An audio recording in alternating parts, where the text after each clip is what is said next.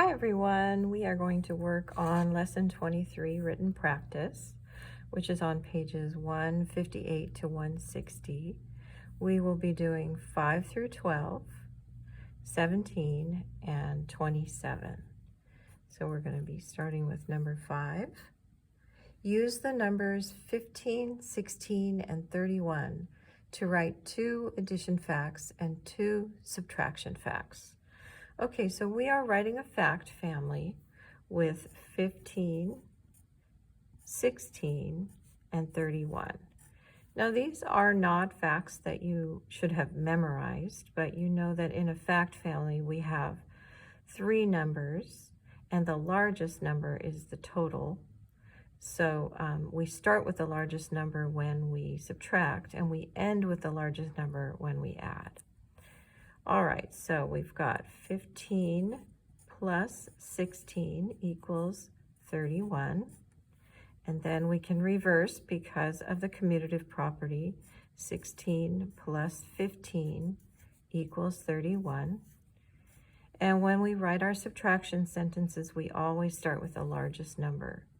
31 minus 16 equals 15, and 31 minus 15 equals 16. So that's our fact family.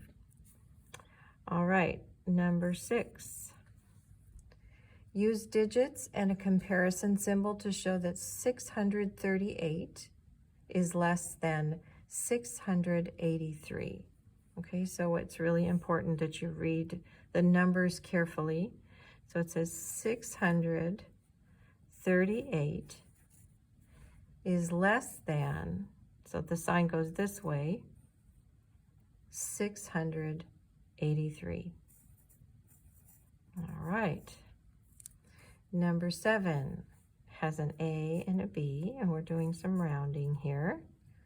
So we've got round 92 to the nearest 10. So we have 92. We look at this number to decide if we're rounding up or if the number in the tens place is going to stay the same.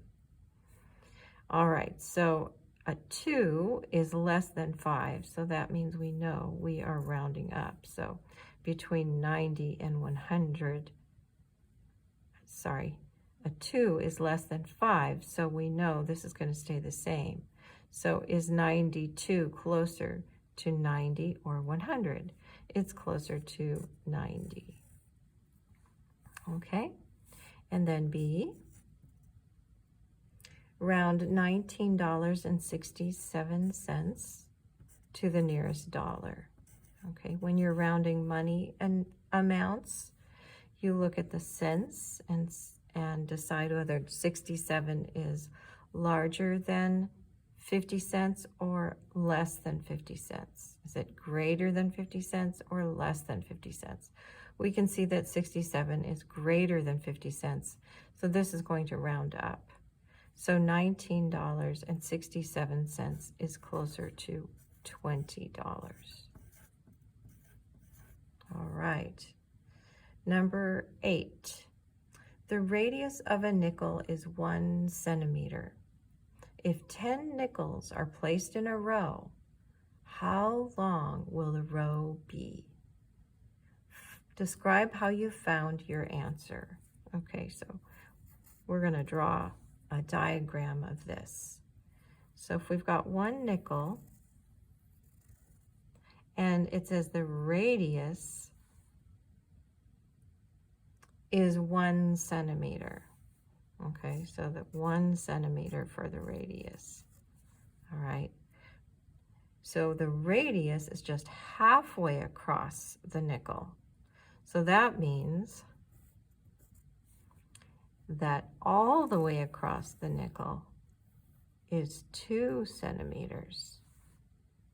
Okay, and they said, okay, if we have 10 nickels placed in a row, so here's 1, 2, 3, 4, 5, 6, 7, 8, 9, 10. So let's make sure that I counted that right. 1, 2, 3, 4, 5, 6, 7, 8, 9, 10. Okay, and each of these are 2 centimeters across. Then they want to know how long is it across all the nickels. What's the length across all these nickels that are lined up together? Okay, so we'll count by twos. 2, 4, 6, 8, 10, 12, 14, 16, 18, 20. So that equals 20 centimeters. Now, if you know how to multiply, you could have also done 2 times 10 equals 20. And that's the faster way to do it. So our answer is 20 centimeters. And if you draw a picture like this, you don't really have to explain because you're showing the explanation right there. Okay, number 9. Use a centimeter ruler to measure this rectangle. Okay, so you need to use your centimeter ruler to measure the rectangle in your book. Okay, so when you measure it, you will find that the length, the longest part, is 3 centimeters, and the width, the shorter part, is 1 centimeter. So I'm going to draw a little diagram of that. So if I've got 3 centimeters on this side and 1 centimeter on this side, then to find the perimeter, I have to add up all the sides. So this would be 3 and this would be 1, right? So 3 plus 3 plus 1 plus 1 equals, so 3 plus 3 is 6, plus 1 is 7, plus 1 is 8, so equals 8 centimeters. So the perimeter is 8 centimeters. That is the answer for C. Okay. And number 10 is a multiple choice. It says, which of these shapes has 4 right angles? So remember, a right angle is like an L or an upside down L. So which of those shapes has 4 right angles? So the answer there would be B, because B is a rectangle, and a rectangle has 4 right angles. So if you make a little square in the corner, if it's like a square corner, that is the symbol for a right angle. Okay, and A has some angles that are not right angles, and so does C, and so does D. So the correct answer is B. Okay, and number 11, you have to look at your book to see the triangle. It says, what fraction of the triangle is shaded? All right, so they have it kind of in parts like this, and then this part is shaded right here. So for the fraction, the numerator means what part is shaded. So one part is shaded out of how many? 1, 2, 3. 1 out of 3 parts. So that we read that fraction 1/3. Okay, and then for number 12, we've got an elapsed time problem.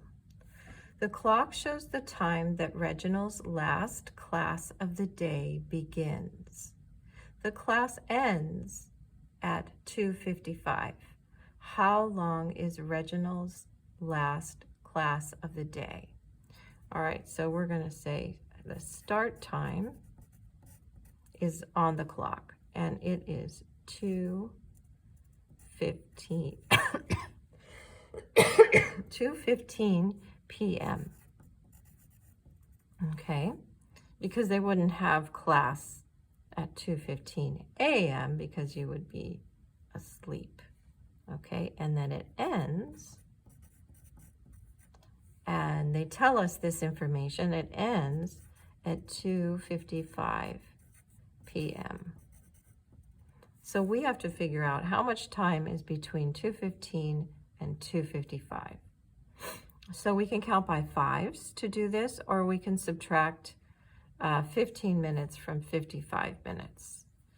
Okay, so if we count by fives, we will have 2:15, 2:20, 2:25, 2:30, 2:35, 2:40, 2:45, 2:50, 2:55. So we counted by 5 8 times, and that would be 40 minutes. You could also do 55 minutes minus 15 minutes is 40 minutes. So the answer is that it lasts 40 minutes. Okay? All right, now we're going to do 17 and 27 on the back. Number 17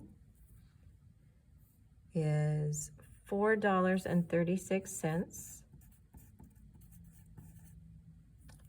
plus $2.95.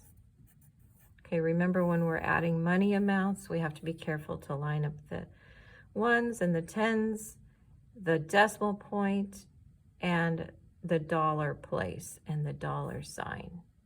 Okay, so we have 6 plus 5 equals 11, carry the 1. 1 plus 3 is 4, plus 9 is 13, sorry. 1 plus 3 is 4, plus 9 is 13. 1 plus 4 is 5, plus 2 is 7. Okay, so we have $7.31. Okay, and then we're going to do number 27. Okay, so number 27 is a multiple choice. And it says, which of these figures illustrates a ray? So you have to remember what a ray is. So a ray is a line that has one end point, and then the other point has an arrow on it because it goes on forever in that direction. Okay, so we have to look for the line that has one end point, and the other point is an arrow. So that would be C. So you can see that C has one end point, and the other end has an arrow. This is showing that it goes on forever in that direction. Okay, so that's the end of our written practice.